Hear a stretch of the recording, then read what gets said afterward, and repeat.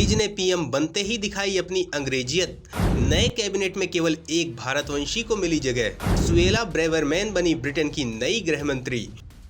दोस्तों, ब्रिटेन के प्रधानमंत्री बोरिस जॉनसन के इस्तीफा देने के बाद कंजर्वेटिव पार्टी ने आखिर अपना नेता और देश का नया पीएम चुन लिया है। लिज ट्रस ब्रिटेन की 56वीं प्रधानमंत्री बन गई हैं। स्कॉटलैंड के बालमोरल कासल में क्वीन एलिजाबेथ ने उन्हें पद की शपथ दिलाई। आमतौर पर यह कार्यक्रम लंदन के बकिंघम पैलेस में होता है, लेकिन क्वीन इस वक्त स्कॉटलैंड में है। 96 साल की क्वीन खराब सेहत के चलते यात्रा नहीं कर पा रही है, इसलिए नए पीएम की शपथ स्कॉटलैंड में हुई। इस मामले में खास बात यह है कि लिज ने उन्हीं क्वीन एलिजाबेथ के सामने शपथ ग्रहण की जिनका वो 1994 में खुला विरोध कर चुकी हैं। यह भी रोचक है कि राजशाही का विरोध करने वाली पहली महिला प्रधानमंत्री को क्वीन ने ही पीएम की सील या मुहर भी सौंपी। द मिरर की एक रिपोर्ट के मुताबिक ऋषि सुनक को ट्रस कैबिनेट में जगह नहीं मिलेगी।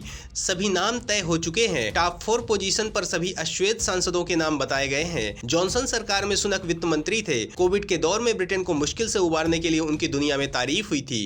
दोस्तों, बोरिस जॉनसन के मंत्रिमंडल में भारतीय मूल की प्रीति पटेल गृह मंत्री थी। माना जा रहा था कि लिज अपने मंत्रिमंडल में भारतीयों को जगह नहीं देंगी, लेकिन इसी बीच एक नई खबर आई है जिसने देश का सीना गर्व से चौड़ा कर दिया है। सवाल उठता है कि आखिर लिज ने ऐसा क्या किया है।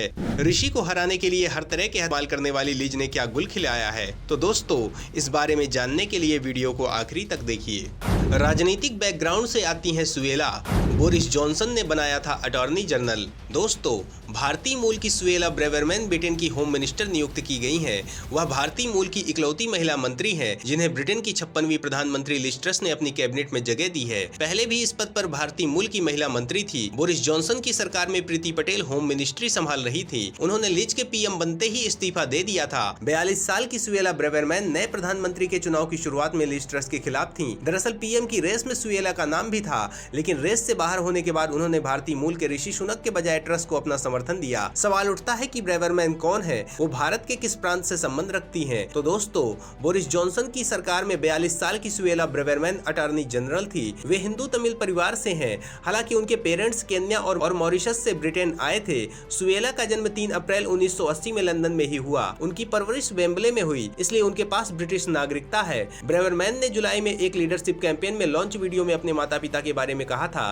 वे ब्रिटेन से प्यार करते थे, उन्हें यहाँ उम्मीद दिखाई दी थी, उन्हें यहाँ सुरक्षा मिली। इस देश ने उन्हें मौका दिया, इसलिए मेरा पॉलिटिक्स में करियर बनाने का उद्देश्य साफ है। मैं इस देश में अवसर पैदा करने के लिए काम करूंगी। बीबीसी की रिपोर्ट के मुताबिक ब्रेवरमैन को ब्रिटेन में शरण लेने वालों को रवांडा भेजने की सरकारी योजना का जिम्मा सौंपा गया था। हालांकि इस योजना को काफी कानूनी चुनौतियों का सामना करना पड़ा। वह कंजर्वेटिव पार्टी के ब्रेक्जिट धड़े की समर्थक रही। ट्रस की शीर्ष टीम में थेरेसी कॉफे को उप प्रधानमंत्री और क्वासी क्वार्टेंग को वित्त मंत्री बनाया गया है। जेम्स क्लेवेरली को विदेश मंत्रालय सौंपा गया है। वेंडी मॉर्टन को ट्रेजरी के संसदीय मंत्री नियुक्त किया गया है। वह टोरी दल की चीफ बन गई हैं। ब्रिटेन का नया गृह मंत्री नियुक्त होने के बाद सुएला ने ट्वीट कर कहा, गृह मंत्री नियुक्त होने पर बहुत सम्मानित महसूस कर रही हूँ। गृह मंत्री के तौर पर देश की सेवा करूंगी। इस अवसर के लिए शुक्रिया लिज ट्रस। सुएला ब्रेवरमैन इससे पहले शिक्षा चुनाव समिति में रह चुकी हैं, लेकिन बाद में उन्हें किन्हीं कारणों से 2018 में पद से इस्तीफा दे दिया था। फरवरी 2020 में बोरिस जॉनसन ने उन्हें अटॉर्नी जनरल के तौर पर नियुक्त किया था। ब्रेवरमैन बौद्ध धर्म से जुड़ी हुई है। वह नियमित तौर पर लंदन बौद्धिस्ट सेंटर जाती हैं। उन्होंने संसद में शपथ भी भगवान बुद्ध के कथनों से जुड़े धम्मपद ग्रंथ पर ली थी।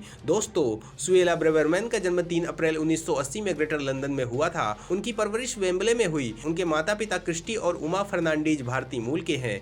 उनकी मां मॉरिशस से ब्रिटेन जाकर बस गई थी, जबकि उनके पिता 1960 के दशक में केन्या से माइग्रेंट हो गए थे। उनकी मां का जन्म एक हिंदू तमिल मॉरिशस परिवार में हुआ था और वह पेशे से नर्स थी। उनकी स्कूली पढ़ाई लंदन के हीथफील्ड स्कूल से हुई और उसके बाद उन्होंने कैम्ब्रिज के क्वींस कॉलेज से लॉ की पढ़ाई की। उन्होंने पैंथियन सोरबोन यूनिवर्सिटी से मास्टर्स डिग्री भी ली। सवाल उठता है कि वो राजनीति में कैसे आई। क्या उनका कोई राजनीतिक बैकग्राउंड था?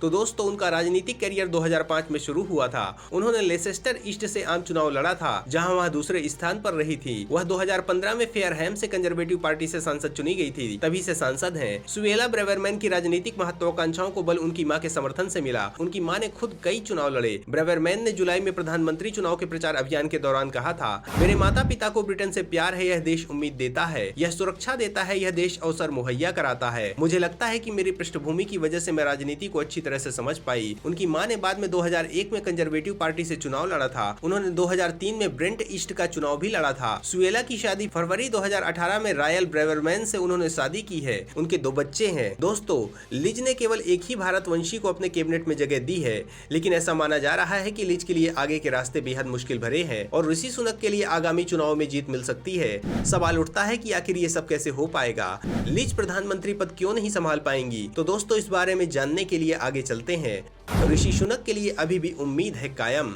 दोस्तों, 8 हफ्ते चले इलेक्शन कैंपेन में लिज ट्रस ने सुनक की काट बड़ी मुश्किल से खोजी। द गार्जियन की रिपोर्ट के मुताबिक सुनक फाइनेंस मिनिस्टर रहे। वो इकोनॉमी की बारीकियों को बहुत बेहतर तरीके से समझते थे। उन्होंने पूरे कैंपेन के दौरान कहा, टैक्स में कमी करने से इकोनॉमी और लोगों के हालात बेहतर नहीं होंगे। इसके लिए दूसरे तरीकों से महंगाई पहले कम करनी होगी। दूसरी तरफ ट्रस एक तरह से लोक लुभावन वादे करने लगी। उन्होंने कहा, मैं प्रधानमंत्री बनी तो सबसे पहले टैक्स रिलीफ दिया जाएगा। महंगाई और गैस शॉर्टेज जैसे मुद्दों पर काम बाद में किया जा सकता है। सुनक ने इस इकोनॉमिक प्लान का सख्त विरोध किया। कहा, ये तो इकोनॉमी को तबाह करने का रास्ता होगा। द गार्जियन लिखता है, सुनक बीमारी का स्थायी इलाज खोजने की बात कर रहे थे। लिज ने कुछ वक्त तक इसे काबू में रखने की बात कही। सवाल यही है कि क्या लिज फौरन टैक्स रिलीफ का वादा पूरा कर पाएंगी? दोस्तों, लिज के लिए रास्ता बहुत मुश्किल है। हालांकि उनके लिए राहत की बात सुनक का बयान है। उन्होंने लिज को बतौर सांसद पूरी मदद का भरोसा दिलाया है। सुनक अगले चुनाव में पार्टी लीडरशिप की रेस में बने रहेंगे। उन्होंने कहा, मैं कंजर्वेटिव पार्टी का सांसद हूँ, हमारी सरकार है। सांसद या किसी और तरीके से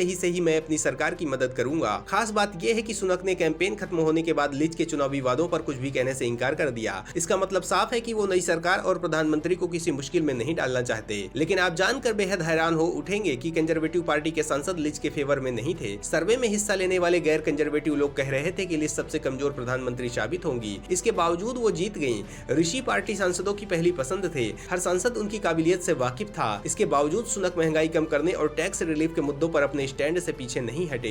ये समझदार नेता की पहचान है। चूंकि यह जनरल इलेक्शन नहीं था, सिर्फ कंजर्वेटिव पार्टी का अंदरूनी मामला था, लिहाजा लिज जीत गई। दोस्तों, ये चुनाव अगर पार्टी के अंदर का ना होकर सीधा जनता के वोटों से होता तो इसमें कोई दो राय नहीं है कि ऋषि सुनक ऐतिहासिक विजय प्राप्त करते। लेकिन दोस्तों, फिर भी भारतवंशी के ब्रिटेन के प्रधानमंत्री बनने के चांसेस कम नहीं हुए हैं। सवाल उठता है कि आखिर कैसे?